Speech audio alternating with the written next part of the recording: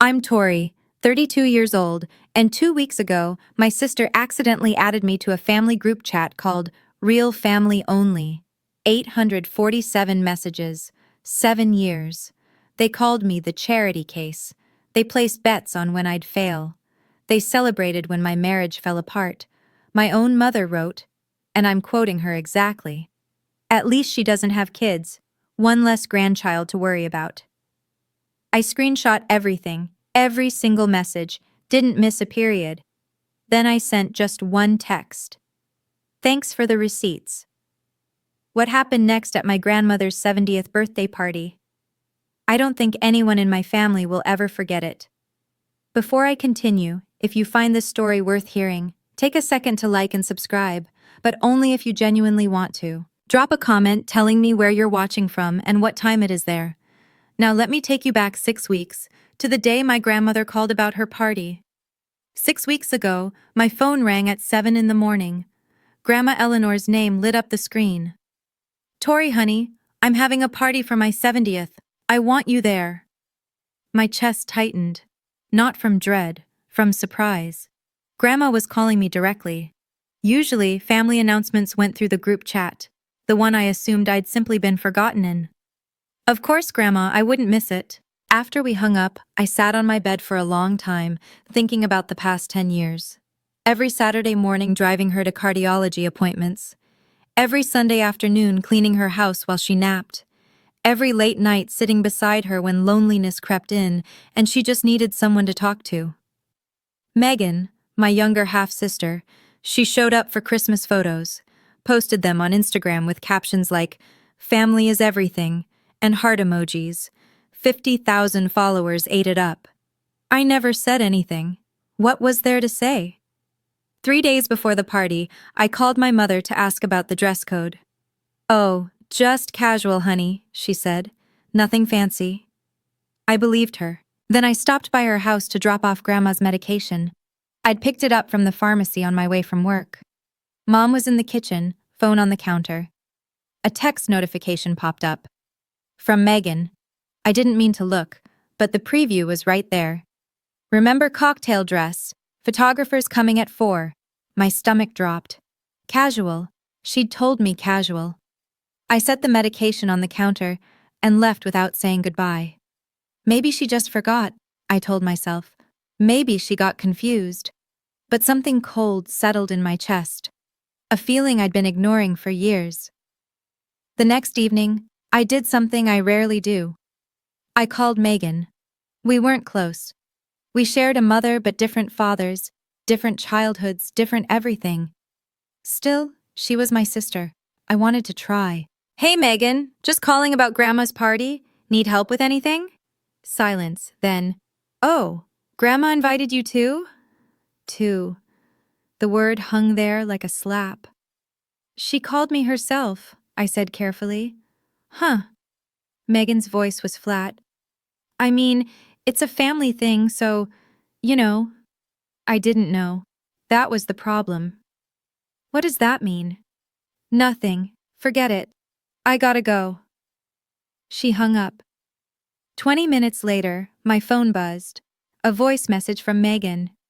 I pressed play, but it wasn't for me. "Oh my God, she's so annoying. Calling me like we're best friends or something." Megan's voice, muffled, clearly talking to someone else. "She acts like she's such a VIP just because Grandma likes her. I don't get what Grandma even sees in her." Laughter in the background. Then the message cut off. My phone buzzed again. Text from Megan. "Oops, sent that by accident. Don't mind it, lol." I stared at the screen. "Don't mind it." 7 words. That's all she had. I wanted to believe this was just Megan having a bad day. Sisters fought sometimes, right? Said things they didn't mean. But deep down, a part of me knew. This wasn't new. This wasn't a one-time slip. This was just the first time I'd actually heard it. And something told me that voice message was only the tip of a very large, very ugly iceberg. That night, I couldn't sleep. I lay in my apartment, small, quiet, mine, and stared at the ceiling. 32 years old, divorced, living alone. working 60-hour weeks in the ICU because it was easier to care for strangers than to think about my own life. Grandma Eleanor was the only person in my family who made me feel like I belonged. She never treated me like the leftover from my mother's mistake marriage, never made me feel like I was tolerated rather than wanted. When I was 12 and crying because the other kids had dads at the father-daughter dance, Grandma showed up in a suit and bow tie and danced with me all night. But Grandma was 70 now. Her heart wasn't what it used to be. 3 stents, 2 scares, 1 conversation where she held my hand and said, "Promise me you'll be okay when I'm gone." If I lost her, I'd have no one. Not really. I thought about Grandpa's funeral 3 years ago. 200 people packed into the church. I sat in the back row. No one sat with me. No one asked if I was okay. My mother was too busy being comforted by Megan and Aunt Linda to even look my way. That's when Grandma found me. Slipped into the pew beside me. Didn't say a word, just held my hand. I remembered something she said once, almost offhand. "I write everything down, you know. Who does what? Who shows up? Grandma keeps track." At the time, I thought she meant grocery lists, medication schedules. Now I wondered, if I kept staying silent, kept pretending everything was fine, what would I lose? Not just Grandma. I'd lose myself. The memories came uninvited that night, the way they always did when I was tired and alone. 2 years ago. Marcus. My husband of 4 years. I found the texts on a Tuesday. Her name was Jessica. His co-worker. The messages went back 8 months. I called my mother, sobbing so hard I could barely breathe. "Mom, Marcus, he's been cheating. I don't know what to do." A long pause. Then, "Well, honey, you have been working a lot. Maybe if you'd been home more." I hung up. Megan's contribution came via Facebook. I'd posted something vague about going through a hard time, nothing specific, just reaching out. She commented publicly, "Some people just aren't meant to keep a man." That comment got 4 likes. My mother, Aunt Linda, 2 cousins, 4 people in my own family laughing at the worst moment of my life. I deleted the post, deleted Facebook entirely, told myself it didn't matter, they didn't mean it. Family was complicated, but Grandma called every single day that first month. Sometimes we talked, sometimes she just listened to me cry, sometimes she'd say nothing at all, just breathe on the other end of the line so I'd know I wasn't alone. "It's not your fault," she told me once. "Don't let anyone tell you it was." She was the only one. The only one who showed up. The only one who cared. And now, lying in the dark 2 years later, I finally let myself wonder. Was there something more going on? Some reason my family seemed almost happy when I failed? Was there somewhere they talked about me? Somewhere I wasn't invited? 4 days before the party. 11 p.m. I was reading in bed, finally starting to relax. My phone buzzed. Notification. "Megan Harper added you to Real Family Only." I blinked. Read it again. Real Family Only. My thumb hovered over the screen. Something cold crawled up my spine. I tapped the notification. The group chat opened. I scrolled up automatically, the way you do when you join a conversation late. And I kept scrolling. And scrolling. The chat was created 7 years ago.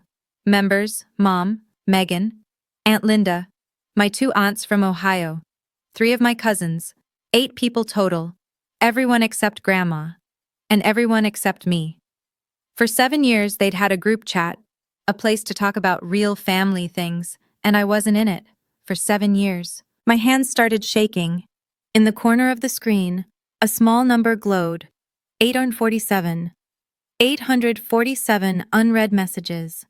I checked the most recent one, sent 2 days ago. Aunt Linda complaining about her neighbor's dog. Normal stuff. Nobody had noticed I'd been added. Nobody had said anything. I scrolled to the very beginning, to the first message ever sent, 7 years ago, when this chat was created. It was from Aunt Linda. Finally, a place to talk without you-know-who seeing. Megan replied, "Charity case free zone." My mother wrote, Girls, don't be mean. But yeah, this is nice. The room tilted. I sat there in the dark, phone glowing in my hands, and felt something crack open inside my chest. They had a name for me, Charity Case, and this was only message 1. 846 to go. I couldn't stop reading. The messages blurred together at first. Inside jokes I didn't understand. Plans for holidays I'd been told were small gatherings. Photos from events I'd never been invited to. Then I found the nickname thread. Megan. New rule, we call her CC from now on. Aunt Linda. CC? Megan. Charity Case. Cousin Amy. Dead. Mom. That's terrible, but also kind of accurate, LOL. Kind of accurate. My own mother. I kept scrolling. Years of messages. Years of laughter at my expense. When I lost my first nursing job at 26, budget cuts, not performance, they celebrated. Aunt Linda. Called it, knew she couldn't hack it. Megan. How long till she asks Mom for money? Mom. She won't. Too proud, that's the problem with her. When I started dating Marcus? Megan. OMG, CC has a boyfriend, taking bets on how long this lasts. Aunt Linda. I give it 2 years max. Cousin Amy. Optimistic, I say 18 months. They were betting on my relationship, like it was a game. But the worst, the absolute worst, was when they found out I was getting married. Megan. CC is engaged. Aunt Linda. To who? Does he know what he's getting into? Mom. I'll be honest, I'm surprised. Never thought she'd find someone. Megan. Starting the divorce pool now. I got $50 on under 5 years. Aunt Linda. I'll take 3. Mom. You girls are awful. Put me down for 4. My mother bet on my marriage failing. My mother. I sat in the dark, tears streaming down my face, and read every single word. I found the divorce messages at 2 a.m. My hands were cramped from scrolling. My eyes burned, but I couldn't stop. I had to know. I searched for the date. 2 years ago, the week I told my family that Marcus had cheated, that my marriage was over. Megan. Guys, guess what? Aunt Linda. What? Megan. Cece's getting divorced. Aunt Linda. No way. Finally. I knew it. Cousin Amy. Who won the bet? Aunt Linda. Wait, let me check. 4 years and 3 months. That's closest to my 3-year guess. Megan. Fine. But I was close with 5. Aunt Linda. Pay up, ladies. $50 each. I stopped breathing. They'd actually collected money on my divorce. But it got worse. Mom. Just got off the phone with her. She was crying. Aunt Linda. And? Mom. And nothing. She'll get over it. At least she doesn't have kids. One less grandchild to worry about. Megan. Silver lining. Cousin Amy. Honestly, though, who would cheat on someone that boring? Megan. Right? Like, I'm surprised he waited this long. 47 messages followed. Analyzing my failed marriage, speculating about what I did wrong, celebrating that I was alone. Not one person, not one, asked if I was okay. Not one person suggested reaching out. They just laughed, and bet, and collected their winnings. My hands weren't shaking anymore. Something had shifted. The tears dried on my cheeks. The hurt was still there, but underneath it, something harder was forming, something cold and clear. They'd never seen me as family. Never. And now I had proof. I stopped reading at 3 a.m., not because I'd finished, because I knew what I had to do. I went back to the beginning and started screenshotting. Every message, every laugh react, every betting pool. Methodical, organized. The way I labeled patient charts at work. Folder. Real family only. Complete archive. While I worked, I noticed something from 6 months ago. A conversation that made me pause. Megan. Grandma's getting weird. She has this notebook she writes in constantly. Aunt Linda. What kind of notebook? Megan. IDK, some journal thing. I saw her writing names in it. Mom. She's 69, probably just keeping track of meds or something. Megan. I saw Cece's name in there, like multiple times. Aunt Linda. Weird. Megan. Right? She's obsessed with her. It's gross. I read that exchange 3 times. Grandma had a notebook. She wrote down names. My name specifically. I remembered what she'd said at Grandpa's funeral, holding my hand in that back pew. I keep track, honey. I always keep track. At the time, I thought she meant emotionally, mentally. But what if she meant literally?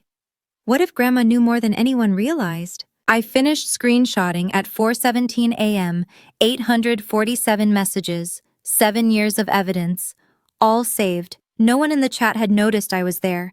The last message was still from 2 days ago. Everyone was asleep, dreaming their innocent dreams. I opened a new text window. Typed slowly. Thanks for the receipts. Tori. My finger hovered over send. The party was in 4 days. Grandma's 70th birthday. Every single person in that chat would be there. I pressed send. Then I left the group. 4:19 a.m. My phone exploded. Megan calling. Declined. Megan calling again. Declined. Mom calling.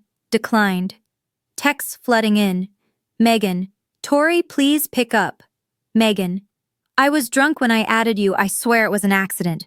Megan. Please, please, please, can we talk? Mom. Honey, whatever you read, it's not what it looks like. We were just venting. Every family does this. Aunt Linda. Tori, don't make this a bigger deal than it needs to be. This is private family stuff. Private family stuff. That's what they called 7 years of mockery. More calls, more texts. By 4:45, 67 messages had piled up. Megan. We love you, you know that, right? Sisters joke around. Mom. Please call me back. Let's talk like adults. Aunt Linda. This is why we didn't include you. You're too sensitive. Too sensitive. The woman who bet on my divorce was calling me too sensitive. I turned off my phone. For the first time in hours, silence. Real silence. I walked to my window. The sky was turning gray, dawn coming. I thought about what I could do. Expose them on social media.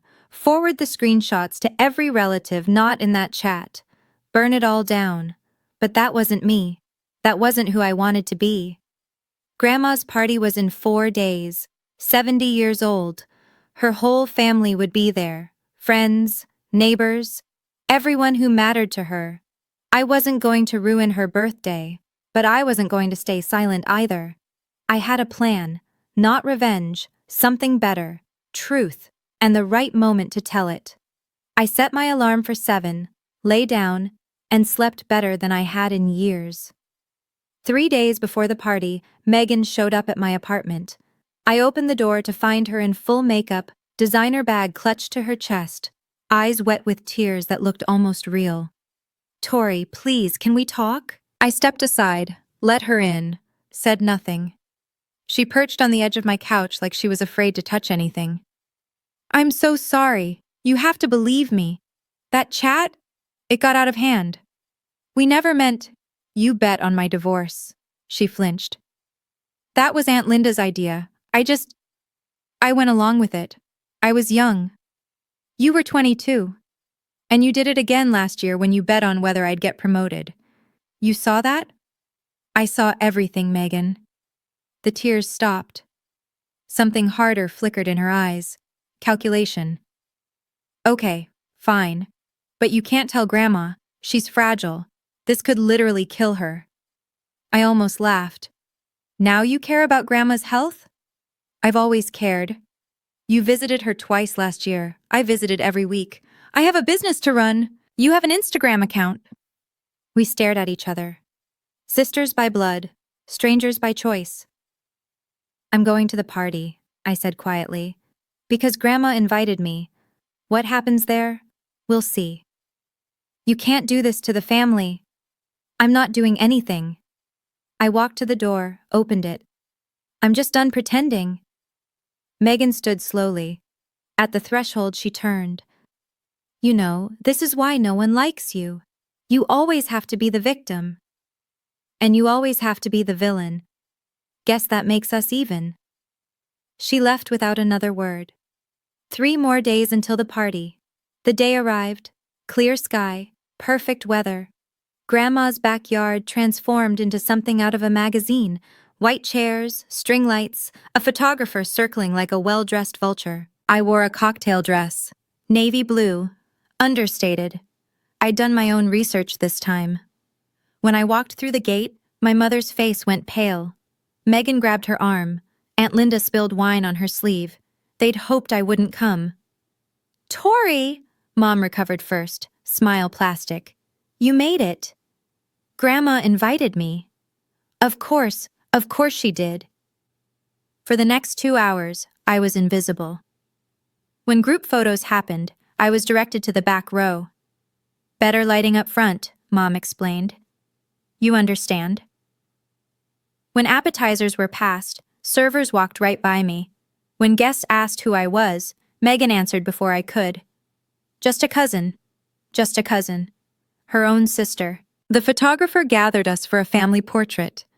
Mom positioned everyone carefully. Herself next to Grandma, Megan on the other side, Aunt Linda beside them. Tori, honey, can you maybe stand behind? I took my place in the back, partially hidden by Cousin Amy's boyfriend. One of my great aunts, someone who wasn't in the chat, leaned over. Aren't you Diane's older daughter, the nurse? Yes. Why aren't you in the front? You should be with your mother. Before I could answer, Grandma's voice cut through the chatter. Quiet, but clear. Tori, sweetheart, come sit with me for a moment. My mother's smile flickered. Megan's jaw tightened. I walked to Grandma's chair. She took my hand, squeezed it. Stay until the end tonight, she whispered. Grandma has something to say. Her eyes held mine, sharp, knowing. My heart began to pound. The humiliation peaked 2 hours into the party. Megan clinked her glass, stepped up to the portable microphone. 50 guests turned to watch. The photographer positioned himself for the perfect shot. Hi, everyone. I just want to say a few words about my amazing grandmother. What followed was a 5-minute performance. Megan dabbed her eyes with a monogrammed handkerchief, talked about childhood memories, about how Grandma taught her to bake, about being there through everything. I'm so grateful, Megan concluded, voice trembling beautifully, to be the granddaughter who's been by your side all these years. I love you, Grandma. Applause. Aunt Linda wiped actual tears. My mother beamed. I stood in the back, invisible, and did the math. Megan had visited Grandma maybe 15 times in the past 5 years. I'd been there every single week. Every doctor's appointment, every lonely evening, every 3 a.m. phone call when Grandma couldn't sleep. But Megan had 50,000 Instagram followers. She knew how to perform. A distant cousin, one I barely knew, turned to me. Aren't you going to say something? Before I could respond, Megan appeared at my elbow. Oh, Tori's so busy with her nursing job, she doesn't really have time for speeches. She laughed lightly. You know how it is. A few people chuckled. My mother nodded along. I felt the weight of 60 pairs of eyes, some curious, some dismissive, most already looking away. A week ago, I would have smiled and disappeared, but I had 847 reasons to stay. That's okay, I said evenly. Grandma knows who's actually been there. Megan's smile froze. Across the lawn, Grandma caught my eye. She nodded once, almost imperceptibly. Not yet, that nod said.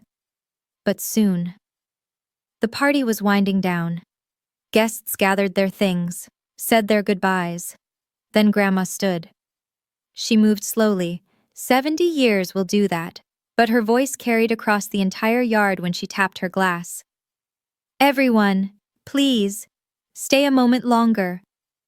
60 people went still. Grandma rarely spoke publicly. When she did, people listened. It's my 70th birthday, she smiled. An old woman's allowed to make a speech. Polite laughter. My mother relaxed slightly. I want to talk about family, Grandma continued. about what it really means.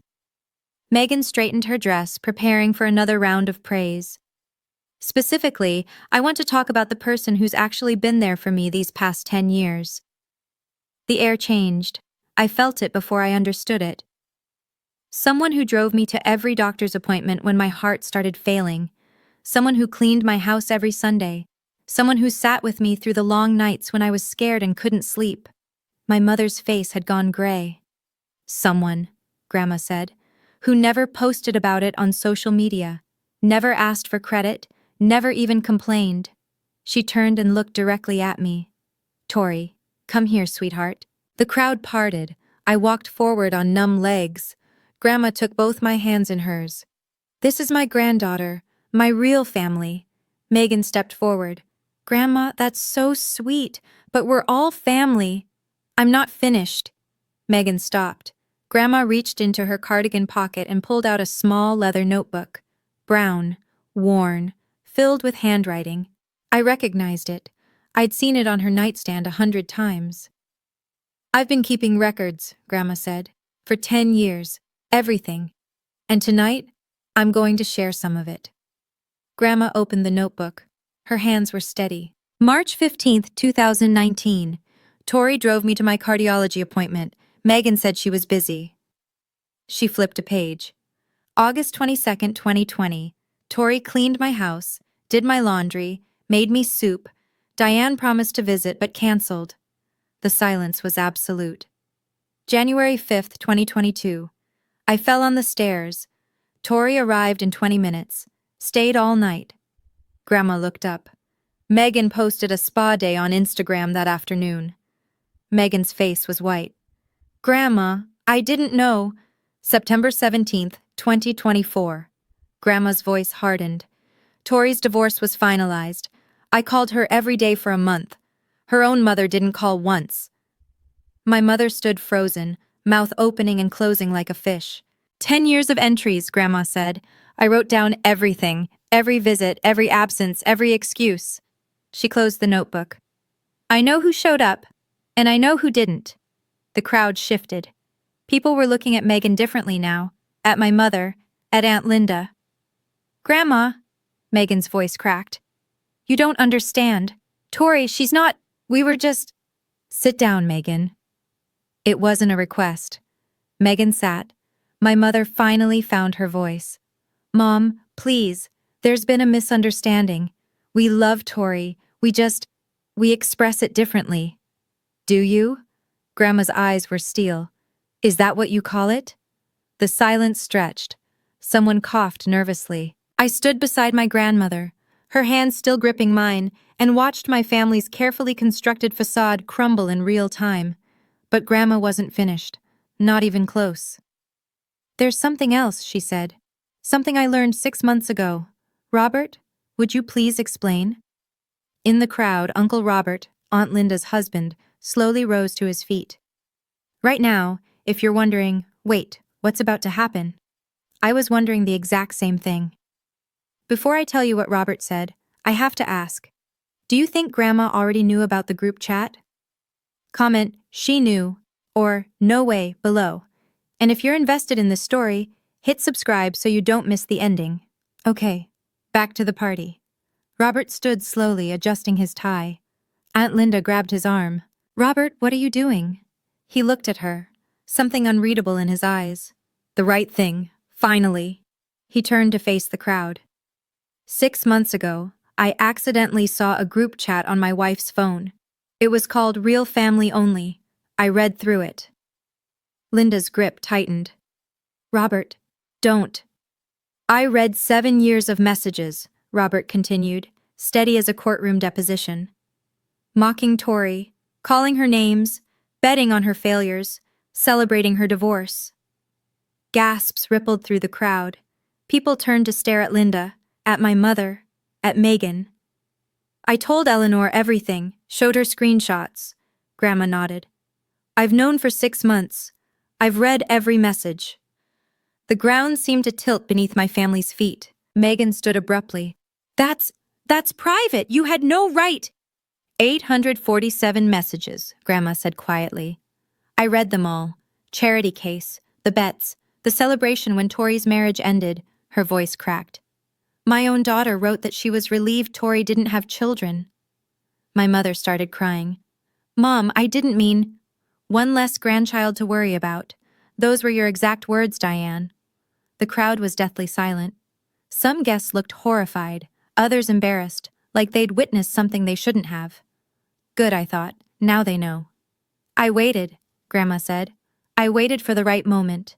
I wanted everyone here, everyone who matters. She looked around the yard. Because I want you all to know who my family really is. Her hand squeezed mine. And I want you to see what happens to people who betray it. Grandma reached into her other pocket and pulled out a folded document.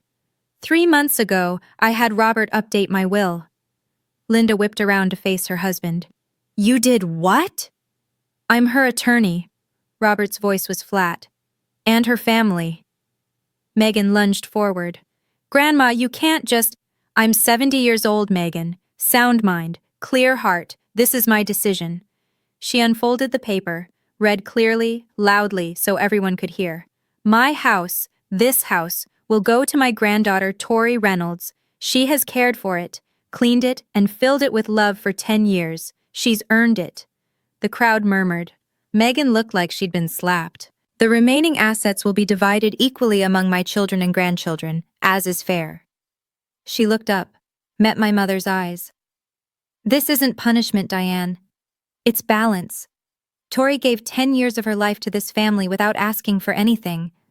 The least I can do is make sure she's not left with nothing. This is insane, Linda hissed. Tori isn't even... She's not really... Not really what? Grandma's voice went cold. Not really family? Is that what you were going to say? In front of everyone? Linda's mouth snapped shut. Tori is my granddaughter, my blood. And more importantly, she showed up, every single time. Grandma turned to the crowd. That's what family means.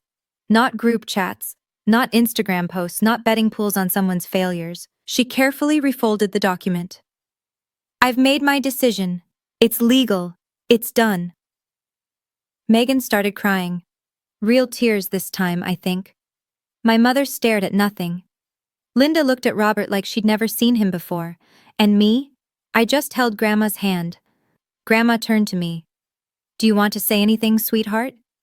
60 faces watched, some sympathetic, some shocked, some, my mother, Megan, Linda, devastated. I stepped forward, let go of Grandma's hand. I'm not going to yell, I said quietly. I'm not going to call anyone names. That's not who I am. Megan wiped her eyes. Tori, please, we can fix this. I have 847 screenshots, Megan. There's nothing to fix. She flinched. For 7 years you had a chat called Real Family Only. You excluded me, you mocked me, you bet on my failures. I looked at my mother. You celebrated the worst day of my life. Mom opened her mouth, closed it. No defense left. So here's what I want to say. I'm done. The word hung in the air. Final. I'm not angry. I'm not bitter. I'm just... done. I looked at each of them in turn.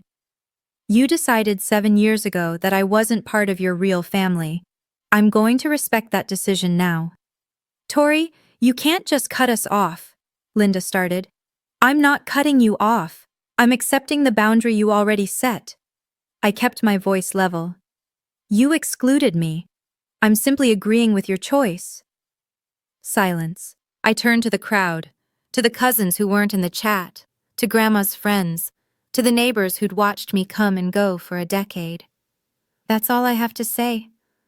I walked back to Grandma's side. She took my hand again. I'm proud of you, she whispered. And for the first time in a very long time, I was proud of me too. The party ended in silence. Guests gathered their things quickly, avoiding eye contact with my mother and Megan. I watched small clusters form, people whispering, glancing over, shaking their heads. My great-aunt Martha, Grandma's neighbor for 30 years, approached me near the garden gate. I always wondered why you weren't in the family photos, she said softly. Now I understand. You knew? I knew something was wrong. You came every week, cleaned, helped, never complained. She squeezed my arm. Your grandmother talked about you all the time, never mentioned the others much. Another guest, someone I didn't recognize, stopped on his way out. I've known Eleanor 40 years. If she says you're her real family, that's good enough for me. Small kindnesses, they added up. Megan tried to approach me one last time. Mascara streaked down her cheeks, designer dress wrinkled. Tori, we need to talk, please. Not tonight. But I said not tonight. She stood there helpless. For once, her Instagram smile couldn't save her. You can't just... I can. I kept my voice calm. And I am. I walked away, left her standing there, standing. My mother sat alone on a white chair, staring at nothing. Guests passed her without speaking. The social queen of every family gathering, suddenly invisible. Aunt Linda was screaming at Robert by the catering table. Words like betrayed and ruined everything carried across the lawn. I didn't feel triumphant, didn't feel victorious. I felt something simpler. Free. Grandma appeared beside me, took my elbow. Help an old woman to her chair?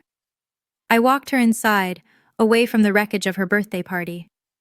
Are you okay, Grandma? She smiled. Best birthday I've ever had. The fallout came in waves. First wave, social media. Someone from the party, I never found out who, posted about it. Not the details, just enough. Witness the most dramatic family revelation today. Group chat exposed, bets on divorce. The quiet sister finally got justice. It spread. Megan lost 5,000 followers in a week. Comments flooded her latest post. A photo of smoothie bowls, with questions she couldn't answer. Is this the girl who bet on her sister's divorce? Wait, is this real? Unfollowed. Can't support people who treat family like that. She turned off comments, then made her account private, then disappeared from Instagram entirely. Second wave, community. My mother's social circle, the book club, the garden committee, the women she brunched with every Sunday, started pulling away. Busy became the default response to her invitations. Word travels fast in small towns, Robert told me over coffee a week later. He'd moved into a hotel. Linda's blaming everyone but herself. Are you two... done? Probably. He stirred his cup slowly. I should have said something years ago. I convinced myself it wasn't my business. Why now? Because I saw those messages. About you. About your divorce. He looked up. I have a daughter. Imagining someone treating her that way. He didn't finish. Didn't need to. That evening, I got a text from cousin Amy, the one who'd laughed at my marriage failing. Hi, Tori. I don't expect you to forgive me, but I wanted to say I'm sorry. I was wrong. I got caught up in what everyone else was doing, and I didn't think about how it would feel to be you. I'm sorry. It wasn't much, but it was something. I know some of you watching right now have been through something similar. Maybe not the exact same situation, but that feeling, being the outsider in your own family, being talked about behind your back, wondering if you're crazy for sensing something wrong. You're not crazy, and you're not alone. If this story resonated with you, drop a comment. Share your story if you feel comfortable. Now, let me finish telling you mine. 3 days after the party, I drove to Grandma's house. She was sitting in her garden, notebook open on her lap, pen in hand. Still writing, still keeping track. Grandma? She looked up and smiled. There's my girl. I sat beside her on the weathered bench. The same bench where we'd sat 100 times before, watching the birds, talking about nothing and everything. Are you upset with me? She asked. Upset? Why would I be upset? Because I knew for 6 months. I could have told you sooner, saved you from going through that chat alone at 3 in the morning. I thought about it. Really thought. Why didn't you? She set down her pen. I wanted to wait for the right moment. If I'd told you privately, they would have denied everything. Called you a liar. Said I was going senile. She shook her head. But in front of 60 people? With Robert to back it up? There was nowhere to hide. You planned this. I'm 70, sweetheart. I've learned a few things. She took my hand. Never act when you're angry. Wait until you're calm, then you'll know what you really want. What did you really want? Justice for my granddaughter. And the truth in the light where everyone could see it. She squeezed my fingers. They'd been hiding in the shadows for 7 years. Time to turn on the lights. We sat in comfortable silence. Birds sang. The afternoon sun warmed our faces. I love you, Grandma. I love you too, Tori. More than you know. She picked up her pen again, opened her notebook. Now, let me write today down. Tori visited. Good conversation. She's going to be okay. She was right. I was. 2 weeks later, my mother knocked on my door. She looked smaller somehow, older, no makeup, hair unbrushed. She clutched a photo album to her chest like a shield. Can I come in? I stepped aside. Didn't say yes. Didn't say no.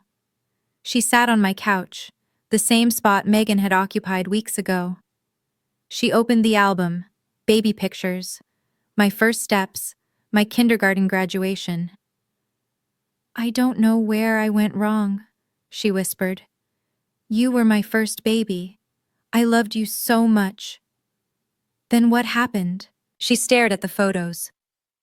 I was ashamed of my first marriage, of failing. When I married Megan's father, I wanted to start fresh.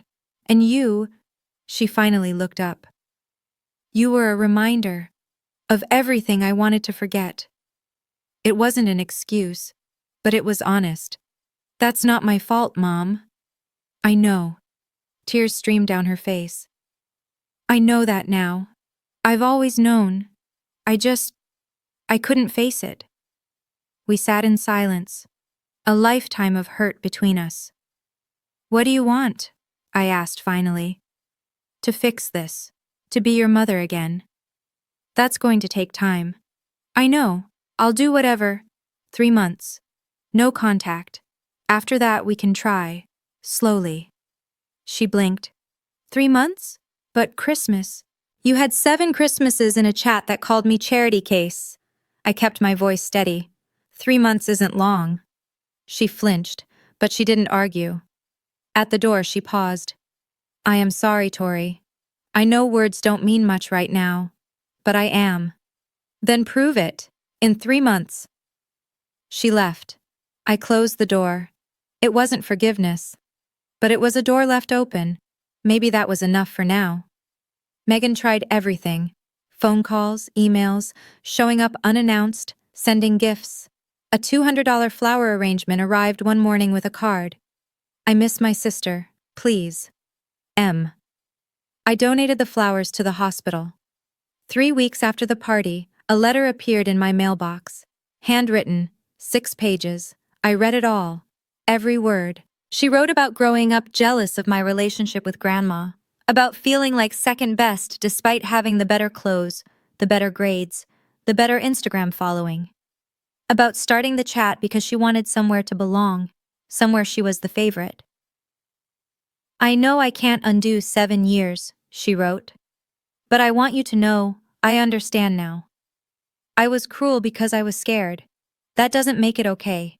Nothing makes it okay. I sat with that letter for a long time. Then I wrote back. 1 page, clear and final. Megan, I received your letter. I understand you have reasons for what you did. Reasons aren't excuses. I don't hate you. I'm not angry anymore. But I also don't want a relationship with you. You spent 7 years treating me like an outsider. I'm not going to spend the rest of my life trying to prove I belong. I wish you well. I genuinely hope you find peace with yourself. But I can't be part of that journey. Please don't contact me again. Tori. I mailed it the next morning. She didn't respond, didn't show up, didn't try again. Maybe she finally understood. Or maybe she just gave up. Either way, the result was the same. One less person in my life who never really wanted me there. It should have felt like loss. Instead, it felt like breathing. 3 months later. I'm writing this from Grandma's living room. My living room now, sort of. She insisted I stay in the guest room until she decides to kick the bucket. Her words, not mine. She's in the garden, notebook open, pen scratching away, still keeping track. My mother and I have talked twice, brief conversations. Careful. She's trying. Actually trying. Whether it's enough, I don't know yet. But the door is open. Megan is a stranger now. I see her posts sometimes. Her account is public again, rebuilt around healing and growth. Maybe she means it. Maybe it's just another performance. Either way, it's not my concern anymore. Robert and Aunt Linda finalized their divorce last month. He sends me Christmas cards now. We're not close, but we're something. Allies, maybe. Amy, cousin Amy, who laughed at my divorce, has apologized 3 more times. We grabbed coffee last week. It was awkward, but not terrible. And me? I still work 60 hours in the ICU, still live alone, still eat dinner standing over the sink more often than I should. But something's different. I don't feel like I'm waiting for permission anymore. Permission to belong, to be seen, to matter. Grandma said something to me yesterday while we watched the sunset from her porch. You know what the best part of getting old is? What? You stop caring what people think. You just live. I'm trying to do that now. Live. Not perform, not prove. Just exist, exactly as I am. I didn't lose my family. I lost the illusion of one. And for the first time in 32 years, I think I'm finally free. That's my story. 847 messages, 7 years of secrets, and one grandmother who changed everything. If you're in a toxic relationship, family, friend, partner, remember this. You don't have to set yourself on fire to keep them warm. Boundaries aren't walls, they're doors you get to control. Tell me your thoughts in the comments, subscribe if you want more stories like this, and check the description for more. Thank you for being here.